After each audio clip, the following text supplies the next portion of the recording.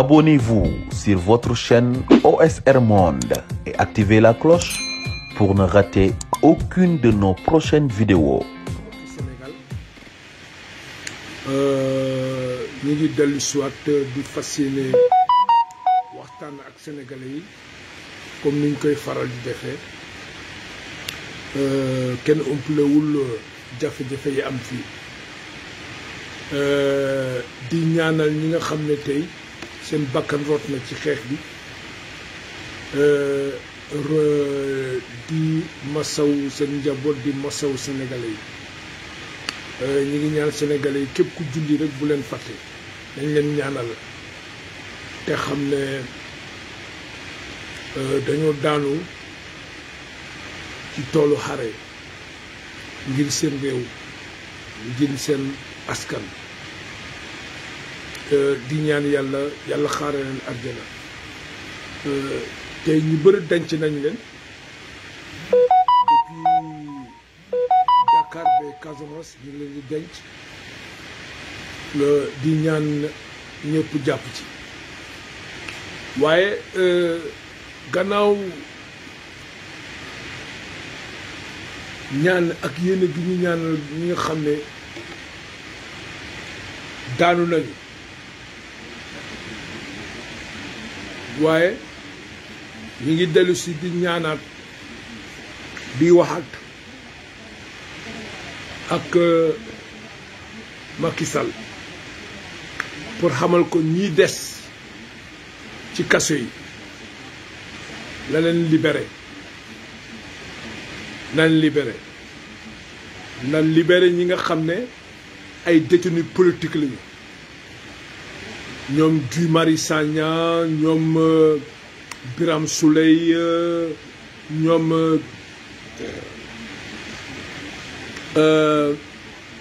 ñoom Assane Diouf et consort na leen libéré parce que su leen libéré wul dañuy wàccaat ci tali bi quoi waaw dinañu wàccaat ci suuf ci tali bi parce que il faut mu libéré leen donc il n'en est pas question que muy téy ñu foofu dégg nga Mame Sadio ci biir prison yi il faut que mu libéré leen te peuple bi amuñu droit bàyyi ñii ci biir kaso bi il faut ñu jël taxaw ñu mobiliser pour ñu libérer leen waaw loolu mooy li nga xam ne ñëpp war nañ ci taxaw parce que mooy dëgg beneen bi na xoolaat boppam rek parce que réponse bi population bi andil na ko peuple Sénégal andi nañ ko mais jeunesse bi andil nañ ko réponse bi dégg nga donc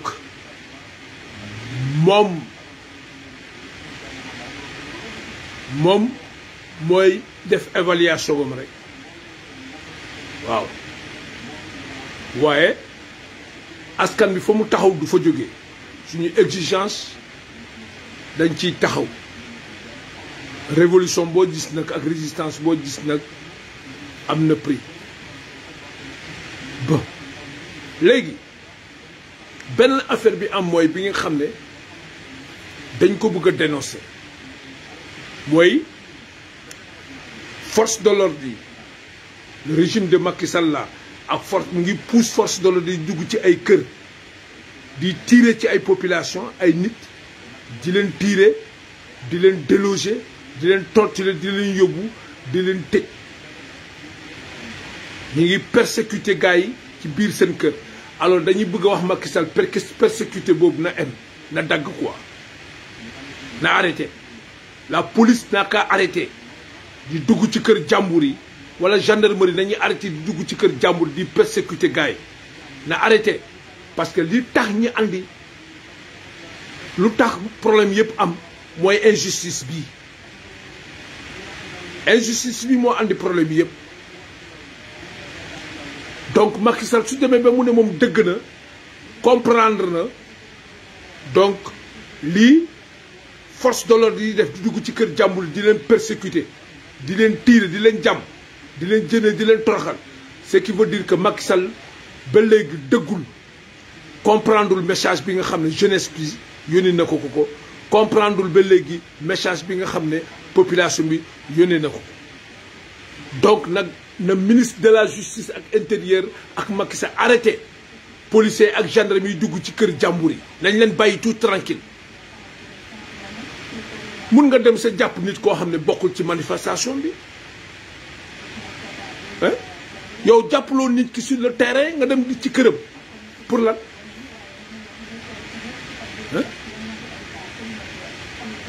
pourquoi donc il faut que ñu ngi koy lancer appel boobu nañu arrêté loolu ñu noo ko arrêté moo gën na bàyyi fitna ak gundu xatal gu muy gundu xatal askan bi du arrestation yi mooy tax askan bi dellu gannaaw kooku Macky Sall na ko xam quoi voilà wala ministre wala Antoine Diome ak Malick Sall nañu xam loolu du dugg ci policiers yi ak gendarme bi dugg ci kër yi mooy tax population bi du wàcc manifester mun tane du loolu mooy gundu xooxatal pour askan bi ba askan bi du ñu xeex seen yelleef waaw moom kay li ko war mooy Macky Sall mooy na respecter les 9 conditions yi ñu ko teg ñun ñu teg ci benn muy 10 loolu moo gën réew mi nekk ci stabilité loolu la Macky Sall war a respecter quoi mais du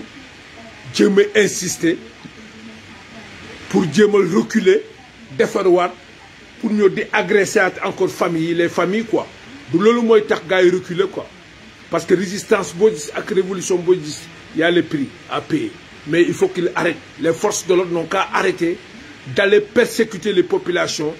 dans leurs maisons les droits de l'homme nañ ci jóg Amnesty Ligue des droits de l'homme ONG yi yéen ñi jënd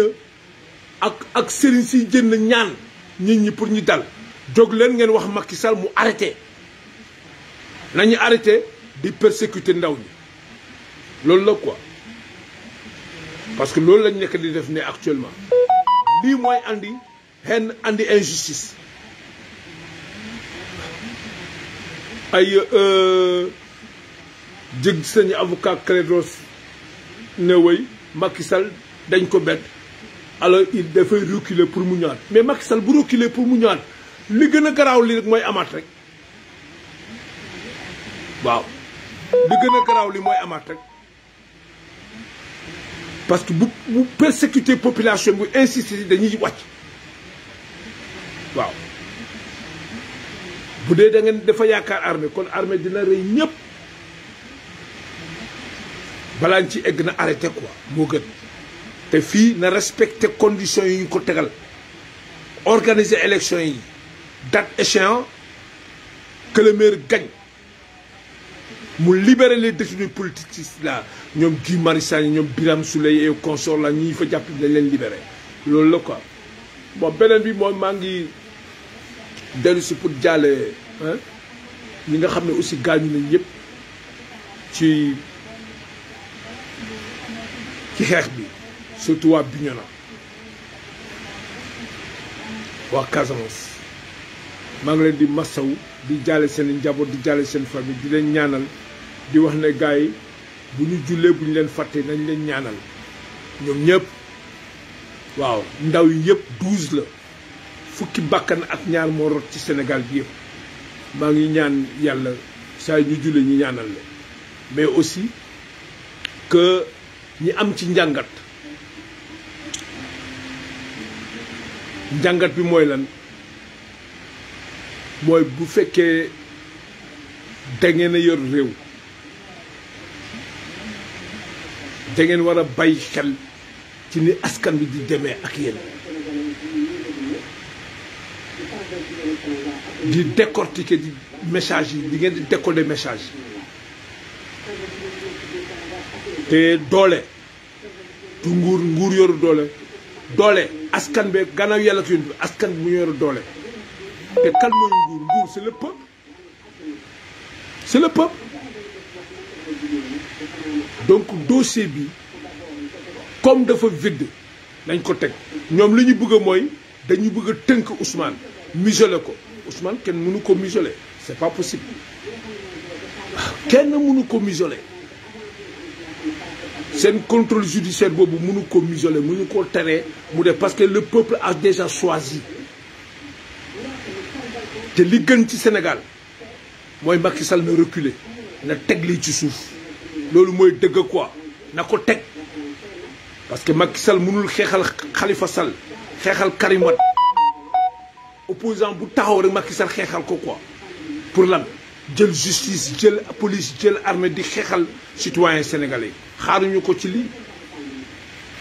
xaaruñu ko fi ah xaaruñu ko fi donc loolu lañu am lu ñu koy wax quoi ils n'ont qu'à arrêter la police n'a qu'à arrêter d'aller persécuter les gens dans leur maison que les organisations des droits de l'homme là les Amnesty International et tout ça là ak kilifa diine yi ñi jóg dem doxi ko ñi tax ñi teg lépp ci suuf nañu jóg dem nañ jóg delluwaat ci Macky Sall ñu wax ko mu arrêté loolu moo gën quoi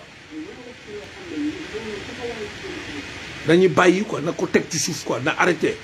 di dem di persécuter gars yi quoi loolu mooy message bi mu am la beneen bi mooy ma ko je m'adresse à la population de la Casamance pour leur dire ceci après les incidents qui sont arrivés les pertes de vie humaine c'est indépendamment de notre volonté mais peut-être hélas c'est le destin c'est leur destin mais aussi il faut que la population comprenne que les autorités politiques de APR et de Benno Bokk Yakaar de la région naturelle de la Casamance sont responsables de ce crime.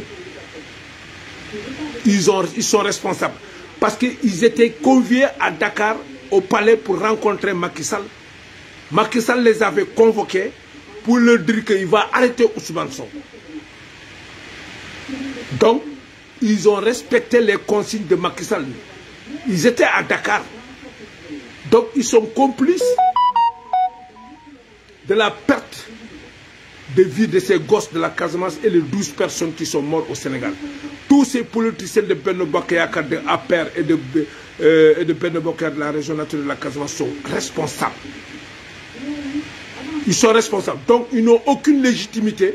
de parler de politique en Casamance. Il faut que la population refuse de les écouter. Il faut qu'on les vomit.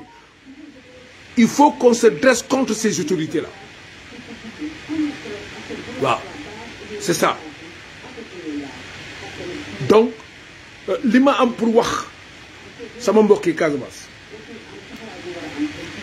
problème bi am Casamance yi suñu doom yi suñu rakk yi dee nii suñu jarbaat yi ñi rey ñii te régime Macky Sall rey leen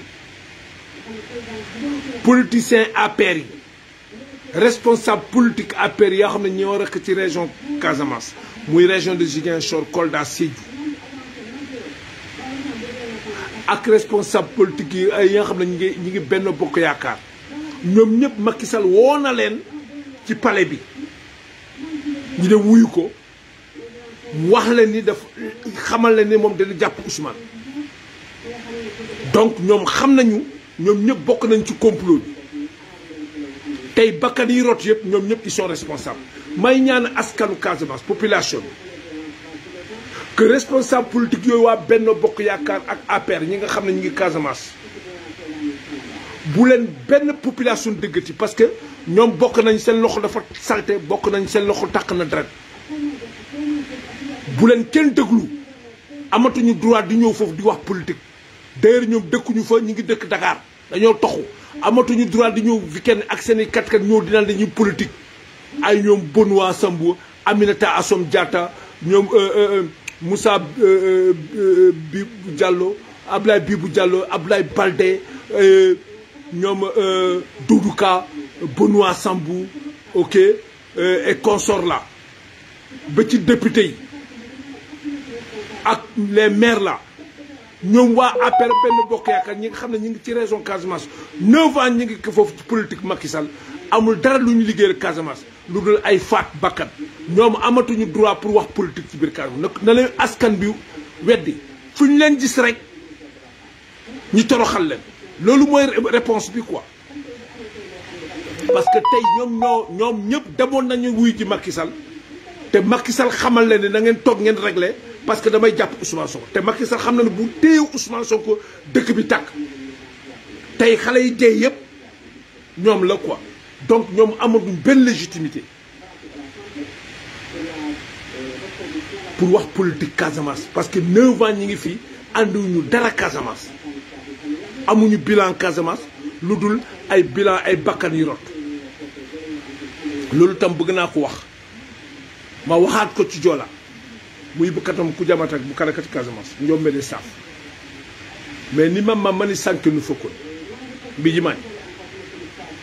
parce que jaar ku ñu nag suñu la sarot ñaa buróom c'est la responsabilité de Macky Sall Bale Pop c'est la responsabilité de nos politiciens de la région nationale de la Casamance kan nu ma ñi mi kooku mooy kaane kooku jummi di politique ci Macky Sall Casamance Benno Bokk Yaakaar di APR il y a 3 raisons parce que quand Macky Sall apparaît be sofay Ousmane Sonko na wonki won ko tuudu ku jaw ku yingo Dakar palais banara gi balti o be sof Ousmane Sonko kama complot wiye ko ñeni ro bi ku annonce na ya yina ala ka yin jaat suñu ne saloña burum ku ñu la kati Casamance kaloña ka buji kan ku bujña bu ko ro ils sont tous des criminels donc ku baju droit be ka sankem politique Casamance jakkumu population était Casamance et janteni mbi ku jukki da ku mañ mata bu ku buja bu kan c'est des criminels ku ñu la ka ketiña koku buji parce que régime yolu le buji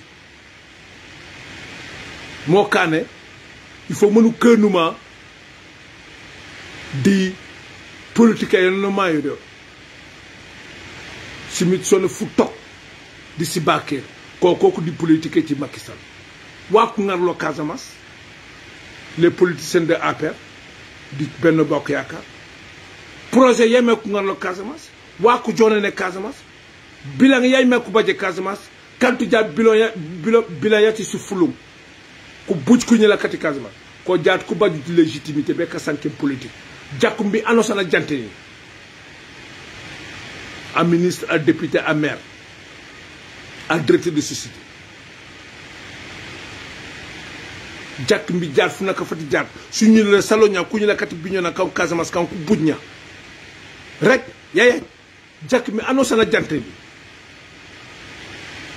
boy ji pour Benno Bokk Yaakaar ji pour APR parce que ku ñu la kaloña ku ñoolu jaat kooku man ku buje ku ñu lak ban kooku man ku lokkee Dakar du ko ñooli si ndeyooli wan ku bañ naa tuur ku ñu la kan ku buj ñaa kooku seeni bëgg a bukki la des salaires de 1 million 2 millions 3 millions ba 5 millions des passeports diplomatiques des 4x4 mais c'est le citoyen sénégalais Asseni le citoyen sénégalais Asseni kooku caamee mi tous les politiciens Macky Sall l'administration jaakuñu la kan ku buñña c'est des citoyens sénégalais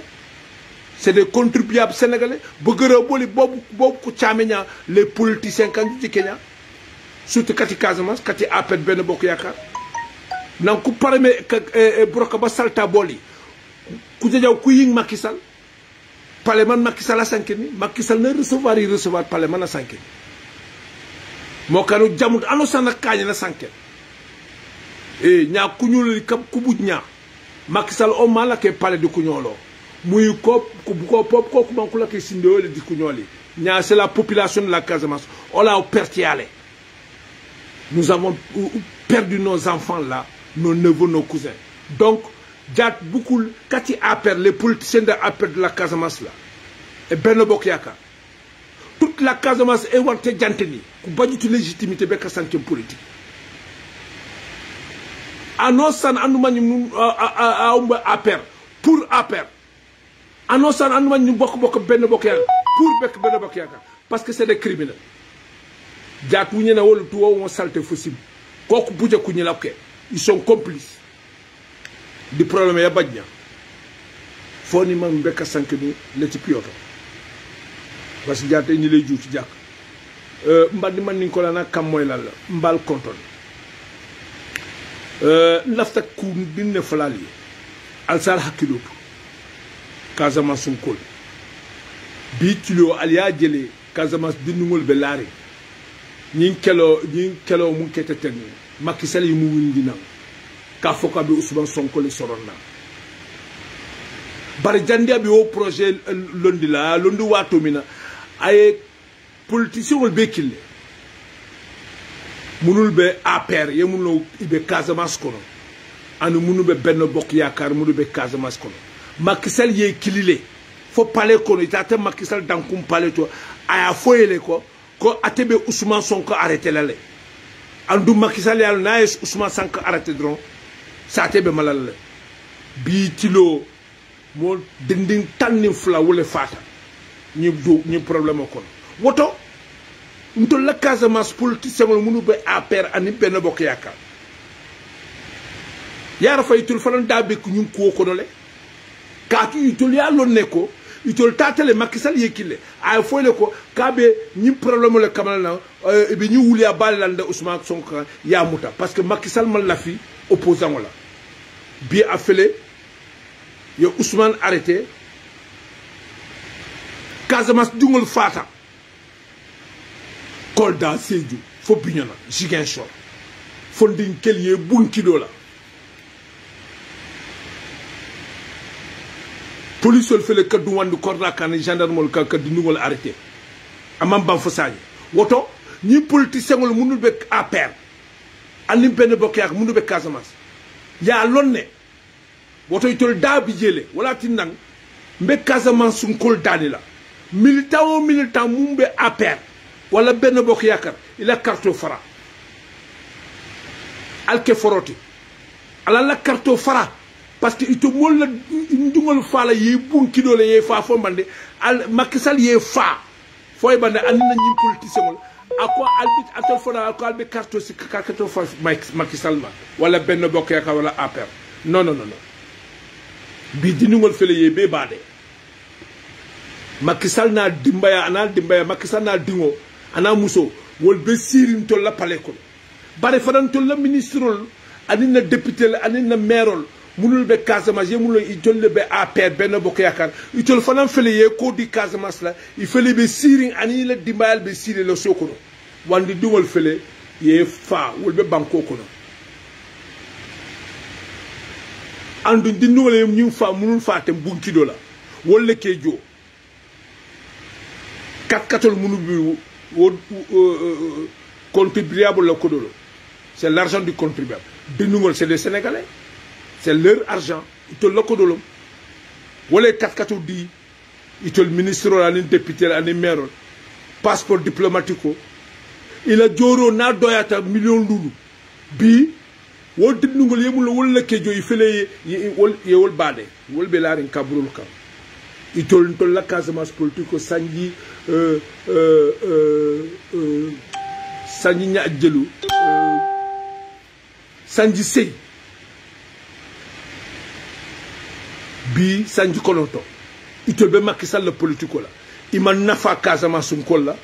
imam fen kamanan Casamance imam bilan soto Casamance fona manke itol la bilan fona manke ko ye furel le kamana moli itol la bilan bi Casamance sanji sey ni APR responsable lol munu be Casamance ani Benno Bokk Yaakaar a ministre lom al député lo a maire al directeur de société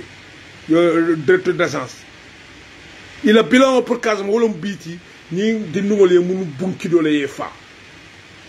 wolom itol la bilan oti woton tol Casamance ko nyanta hakilo tulale ñunul man droit soto ka politico fo moli parce qu'il man nafa soto itol la politico ye farole kamana Abdoulaye Bibou Diallo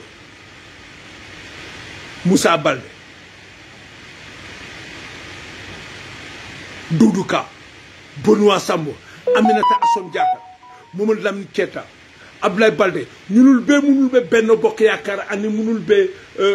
APR ye munul politicien wala munul be Casamance ite labilo bi i bulo man sene parce que bulo be ni yelolo bi ñindi nool ye faale itolle fa parce que te tay danku ne Macky Sall la Macky Sall ya faale ko même Ousmane Moutalale alta ali de tek ali tengu woto nsa hakilotu bi militant mumbe benno bokk yakar wala APR ila carte ñanta faralal parce que katu mun ke silante ñu tol witani balantanu tumando ani alala demaro ko ñindi nungol te fala bare bi dinum Casamance dindin jël le fata ye bunki dola wala non koy ko nkali ko